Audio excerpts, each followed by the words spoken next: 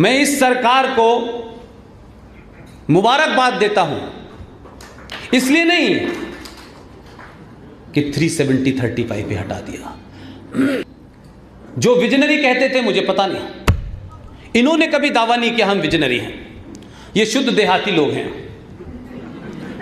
हिंदी बोलते हैं, हिंदी में खाते हैं, हिंदी में सोते हैं, और शायद हिंदी में गाली देते होंगे। लेकिन इंग्लिश में गाली दीजिए तो लोग कहते हैं वाह वाह क्या वंडरफुल, लेकिन वही गाली आप हिंदी में दे दीजिए, कहेंगे देखिए साहब कितना जाहिल आदमी है।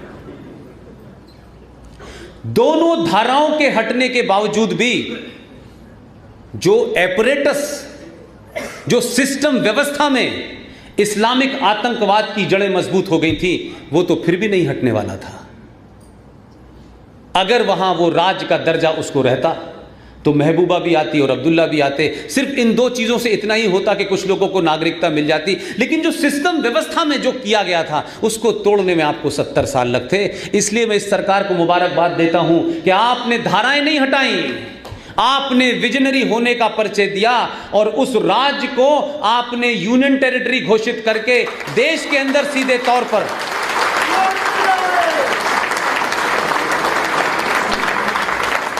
अब समस्या यह है कि सत्ता चली गई, संविधान चला गया, जो झंडा था वो भी चला गया, लेकिन अब समस्या दूसरी हो गई। और ये भी मैं कहता हूं कि कुछ चीजें अच्छी होती हैं। ये अगर 2019 से पहले होता तो सब कुछ होने के बाद भी मुझे थोड़ा सा दुख रहता। मैं ज्यादा खुश क्यों हूं? इसलिए कि इस यूनियन टेरिटरी घोषित होने के बाद, केंद्र शासित प्रदेश होने के बाद, अब जम्मू कश्मीर लद्दाख की गली गली मोहल्ले मोहल्ले की इंच इंच जमीन केंद्र सरकार के हाथ में है। और दूसरी बात जो मेरे लिए उससे भी ज्यादा महत्वपूर्ण है कि अब जम्मू कश्मीर की पुलिस गृह मंत्री देखेगा, उसमें भर्तियां कैसे होंगी ये भी गृह मंत्रालय देखेगा। तो लोग अब डर के मारे ये नहीं कहते कि गृह मंत्रालय देखेगा, उनको मालूम है गृह मंत्रालय का मतलब क्या है। इसलिए ये फैसला इन दो फैसलों से ज्यादा बड़ा है। इसके ना होने से आंख अधूरी रहती है। लिहाजा फिर एक बार संविधान की तरफ लौटना चाहता हूं। मैं संविधान की उन दो धाराओं को, उनका 40वां होने वाला है, 13वीं हो चुकी है। 31 अक्टूबर को मैं सब जगह एक अपील कर रहा हूं, आपसे भी करता हूं। आपको अच्छी लगे तो मानिए, मैं कोई राजनेता हूं नहीं कि मेरी बात आपको माननी है। मैं सिर्फ आपसे वही बात कहूंगा जिसमें ना आपका कारोबार का नुकसान हो, ना आपको कोई अपनी पहचान का नुकसान हो, जो ना पॉलिटिकली इनकरेक्ट दिखे।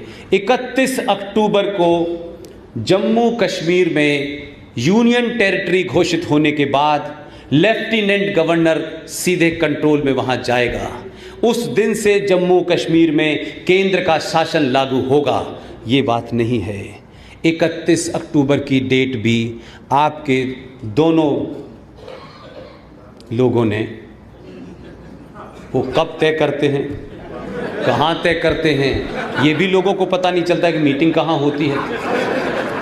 उन्होंने तो ब्रजपात कर दिया इनके ऊपर। उन्होंने केंद्र शासित प्रदेश तो घोषित किया है, लेकिन जब इतिहास में लिखा जाएगा तो उन्होंने 31 अक्टूबर की डेट चुनी है कि हम उस दिन करेंगे जिस दिन सरदार पटेल पैदा हुए थे।